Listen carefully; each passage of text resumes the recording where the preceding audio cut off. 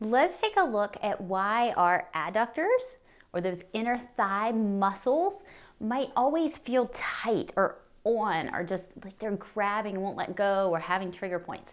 So there's lots of reasons on why this muscle group down here will feel tight.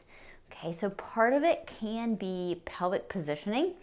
And part of what plays into that is what's showing up for your muscular balance throughout your core, pelvic floor, and hips. So if you think about the adductors, I like to think about them as the anchors for the pelvis, right? They're sitting here on this inside rim, and they're really anchoring down on either side, providing lots of stability from the bottom of the pelvis. Okay, think about walking. We're gonna need that single leg stance stability. So those adductors are gonna play a big role in helping with that.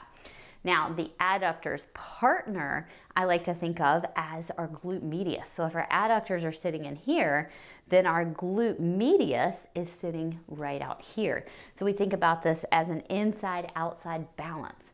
And I'll often see a weakness in the glute medius with someone who is dealing with adductor tightness. The adductors also help come in and kind of share fascial attachments with the pelvic floor. And so when we think about it from that perspective, if our pelvic floor is tight, then maybe there's a continuation of tightness in the adductors. If our pelvic floor is weak, then maybe there's a picking up the slack, so to speak, with the adductors, trying to help that pelvic floor. The same goes for those deep hip rotators. So, we lost our adductor muscle. So if we have deep hip rotators, that are tight, they're going to be pulling on the pelvis and spine. And then what happens there, right? Anytime we're pulling from one area, another area has to stabilize and hold.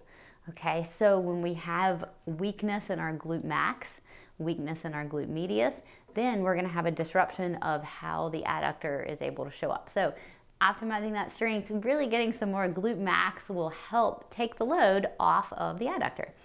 Now, when we look at the top of the pelvis, that's where we're going to see another help take the load off of the adductor. So those transverse abdominals and lateral abdominals come in and help to stabilize the top rim of your pelvis. They help to kind of pull or squish in your pelvis in this direction. Now, what happens when we pull or squish in the top of our pelvis and provide it with a lot of stability? Well, you can probably see here that if I were to pull this in, it would have a seesaw effect that would pull this out. So as I work more transverse abdominals, internal obliques, I'm gonna relieve stress off of the adductor muscle. So think about it as a top support providing bottom support. So we will have that kind of shift of work, so to speak, where we're really spreading the workout amongst the muscles instead of just saying, all right, we don't have enough abdominal strength, we don't have enough glute max strength, so here you go, adductor, we're gonna need you to do all the work. All right, so oftentimes those adductors will let go as we get stronger. So it's not something that we want to spend a whole lot of time stretching to try to lengthen. We want to think, okay, how can we work this from a balance perspective? The thing I do like to do though for those adductor muscles is doing some release work can be really helpful. So if you sit down and just relax your leg out, you can grab your adductor muscle and you can gently press back and forth. You can feel for little trigger points. And you can just gently release that adductor muscle if you find any areas of tightness. Okay, so just to recap, the adductor muscle helps support the system for stability of the pelvis. Okay, it helps move our pelvis on our femur. It helps move our femur on our pelvis. Okay, other muscles come into play to help assist with that adductor muscle. And when those muscles don't show up to the degree the adductor muscle needs them to, like, hey, think about it as a tug of war. You need the whole team helping or you're gonna lose. So we need more lateral abdominal strength to help pull in this pelvis to help relieve or open pressure on those adductors.